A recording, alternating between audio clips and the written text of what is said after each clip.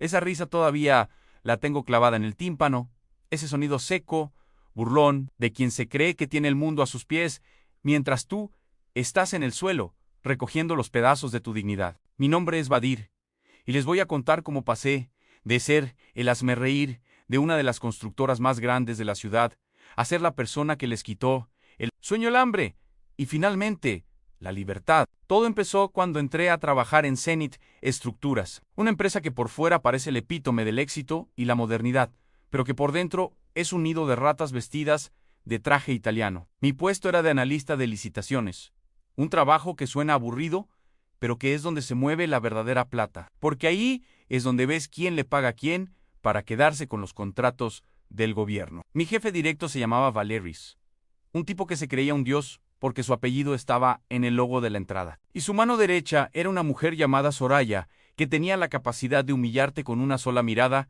mientras se tomaba un café de 50 pesos. Desde el primer día, Valeris me marcó, yo no era como ellos. No venía de una universidad privada de élite, mi ropa era de marca blanca, y mi carro era un modelo viejo que hacía ruido al arrancar. Para ellos, yo era el cuota de inclusión social.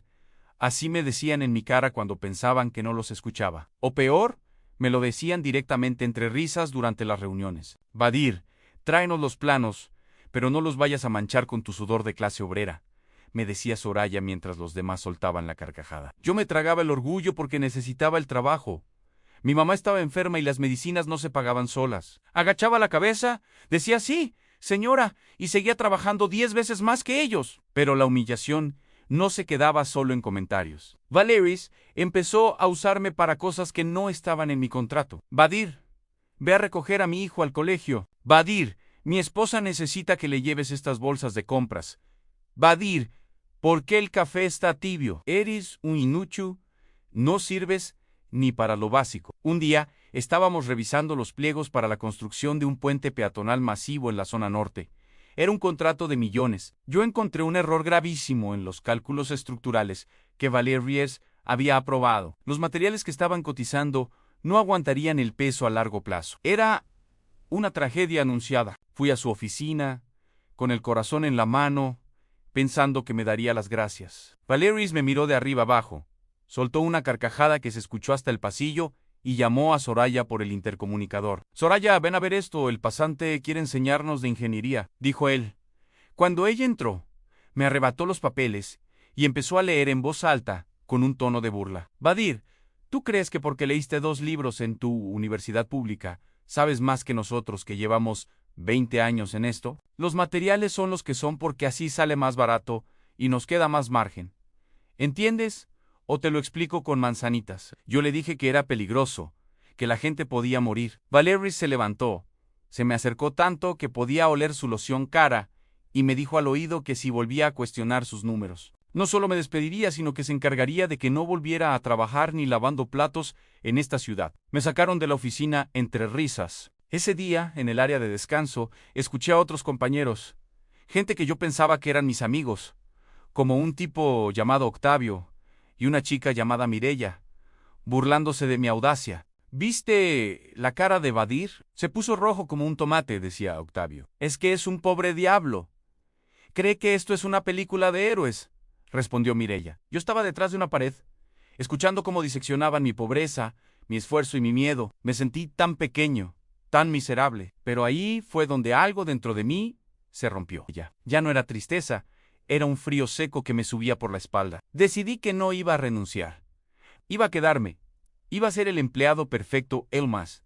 Sumisió el más tonto a sus ojos, mientras empezaba a escarbar en el lodo donde ellos vivían. Empecé a notar cosas raras, señales que antes ignoraba por estar concentrado en mi trabajo. Valeris recibía llamadas constantes de un número privado y se encerraba en el baño a hablar en voz baja. Soraya borraba archivos de la base de datos común cada viernes a las 5 de la tarde. Un día me pidieron que organizara el archivo muerto en el sótano, una tarea que nadie quería hacer y que me dieron para castigarme porque me quedé dormido 5 minutos en mi escritorio después de una noche cuidando a mi madre. Allí, entre cajas llenas de polvo y moho, encontré una carpeta azul que no tenía etiqueta. La abrí por curiosidad y lo que vi me revolvió el estómago. Eran recibos de pagos a una empresa fantasma llamada Consultoría Nova. Los montos eran exactos a los ahorros que hacían en los materiales de construcción. Estaban desviando el dinero de la seguridad de las obras directamente a sus cuentas personales.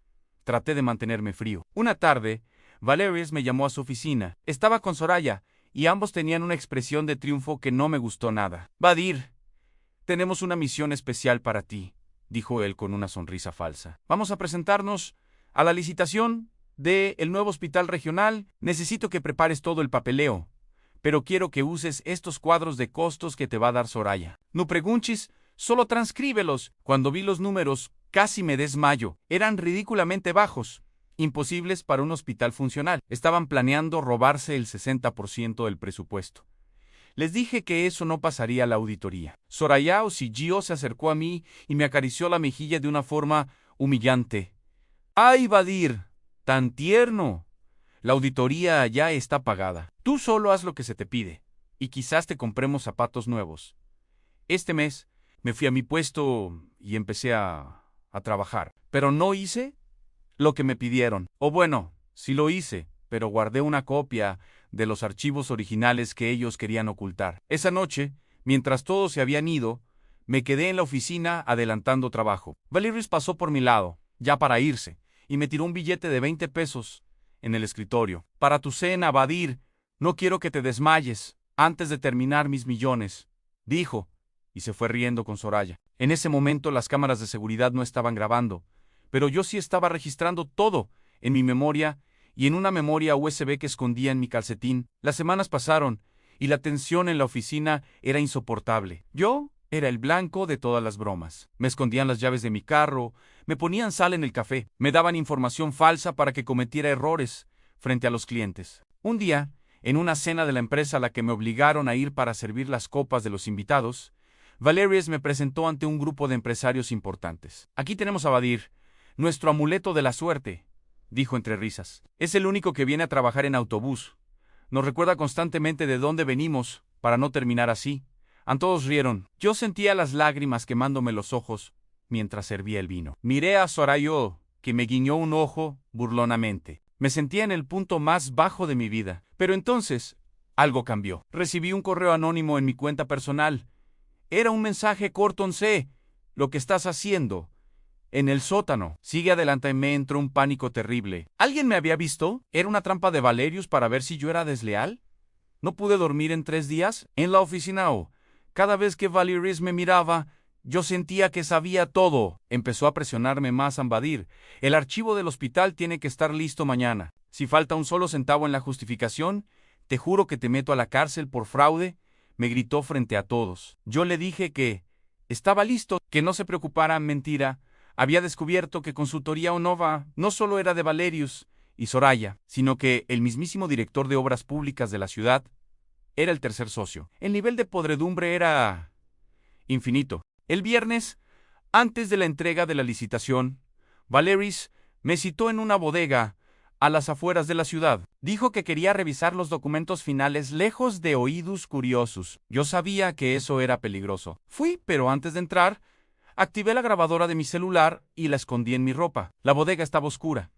Olía a humedad y a cemento viejo. Valerius y Soraya estaban allí, junto a un hombre que no conocía pero que se veía muy peligroso. «Traes los papeles, ¿verdad?», preguntó Valerius sin su habitual tono de burla.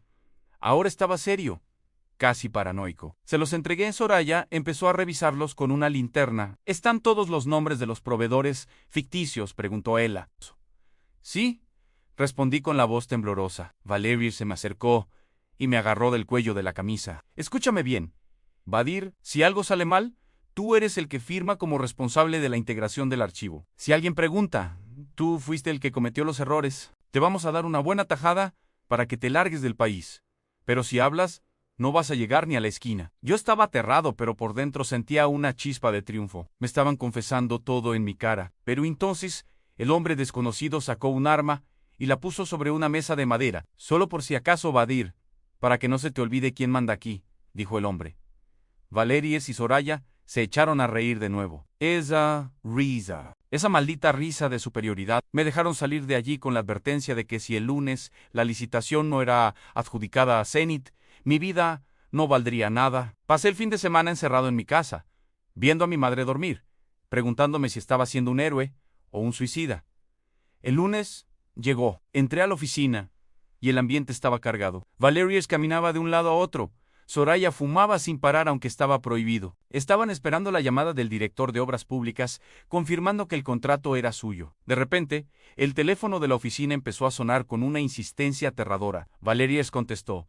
Su cara pasó de un rojo triunfante a un blanco cadavérico en segundos. Colgó el teléfono, me miró con un odio que nunca había visto en un ser humano y gritó: «Badir, ¿qué hiciste? La policía está abajo». En ese momento, el mundo pareció detenerse. La oficina, que siempre había sido un caos de gritos y llamadas, se quedó en un silencio sepulcral. Valerius saltó sobre su escritorio, tirando su computadora y varios portarretratos caros, intentando llegar a mí.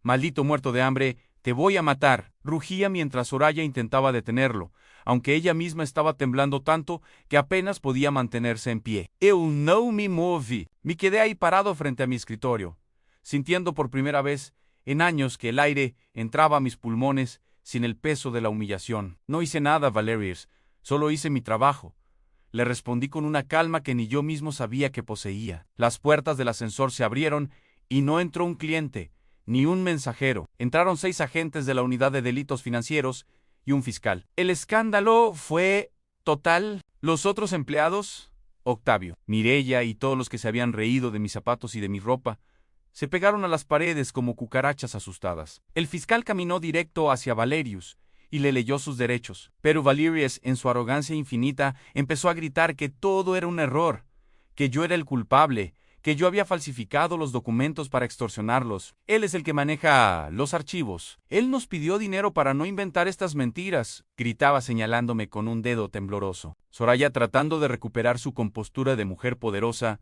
se acercó al fiscal con esa sonrisa falsa que usaba conmigo. «Oficial, esto es un malentendido. Este chico, Badir, tiene problemas psicológicos. Siempre ha tenido resentimiento contra nosotros, porque somos exitosos», decía ella, intentando usar su encanto. Pero el fiscal ni siquiera la miró. Sacó una tableta y reprodujo un audio. Era la grabación de la bodega. La voz de Valerius se escuchaba perfectamente clara. «Si algo sale mal, tú eres el que firma como responsable. Si hablas, no vas a llegar ni a la esquina». También se escuchó la risa de Soraya cuando el hombre sacó el arma. El color se le fue de la cara a Soraya por completo. Se desplomó en una de las sillas de diseño que tanto presumía. Pero la explosión real no fue esa. La verdadera bomba la había soltado yo el domingo por la noche. No solo le había enviado las pruebas a la fiscalía, sino que también se las había enviado a la prensa y a los socios mayoritarios de la empresa en el extranjero, esos que Valerius y Soraya también estaban estafando. Mientras los esposaban las pantallas de televisión en el área de recepción, que siempre estaban sintonizadas en canales de finanzas, empezaron a mostrar la noticia de última hora: fraude masivo en Zenit, estructuras AN, el Puente de la Muerte y el Hospital de Papel. Se revelaron los nombres de las empresas fantasmas, las cuentas en paraísos fiscales y, lo más importante, las fotos de las estructuras deficientes que ya estaban construidas. Valerius me miró mientras lo sacaban de la oficina. Sus ojos estaban inyectados en sangre. «Te vas a pudrir en la calle, Badir.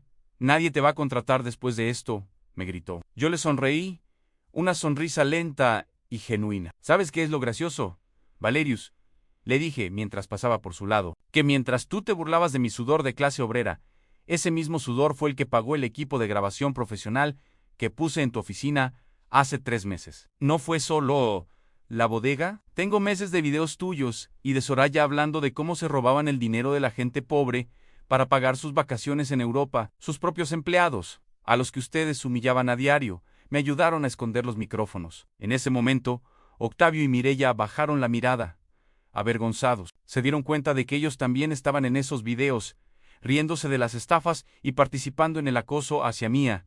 El caos duró horas. Se llevaron cajas de documentos, computadoras y hasta los muebles más caros. Zenit Estructuras dejó de existir ese mismo día. La noticia fue tan grande que el director de Obras Públicas fue arrestado en el aeropuerto cuando intentaba huir. La justicia, que yo pensaba que era solo para los que tenían plata, finalmente se presentó a trabajar. ¿Qué pasó después? Bueno, La vida da vueltas increíbles. Resulta que los socios extranjeros, para tratar de salvar la reputación de la marca, necesitaban a alguien con una ética impecable para liquidar la empresa de forma transparente y entregar las pruebas finales. Me ofrecieron a mí el puesto de interventor temporal, con un sueldo que en mi vida imaginé ganar. Con ese dinero pude pagar la operación de mi madre y comprarle una casa pequeña pero hermosa, lejos de todo el ruido y la toxicidad. Valeris y Soraya fueron condenados a 15 años de prisión por fraude agravado, asociación ilícita y tentativa de homicidio, por lo que pasó en la bodega. Me enteré de que en la cárcel, Valeris perdió toda esa soberbia. Ahora es él quien tiene que limpiar los pisos y agachar la cabeza ante los que mandan allá adentro. Soraya perdió todas sus propiedades y vive de la caridad de unos parientes que antes ella despreciaba. A veces, cuando paso por el edificio donde estaba la oficina, ahora convertido en un centro comunitario, me acuerdo de sus risas, ya no me duelen. Me sirven para recordarme que el silencio no es debilidad, es estrategia. La verdad no solo explota, sino que arrasa con todo lo que es falso. Tomé la decisión de no volver a trabajar para nadie que base su éxito en pisotear a los demás. Hoy tengo mi propia consultora de auditoría ética. ¿Y saben qué es lo mejor? Que nadie se ríe cuando entro a una habitación. Si esta historia te impactó tanto como a mí, suscríbete al canal y dale like al video. Aquí siempre cuento chismes, sin filtros y hasta el final.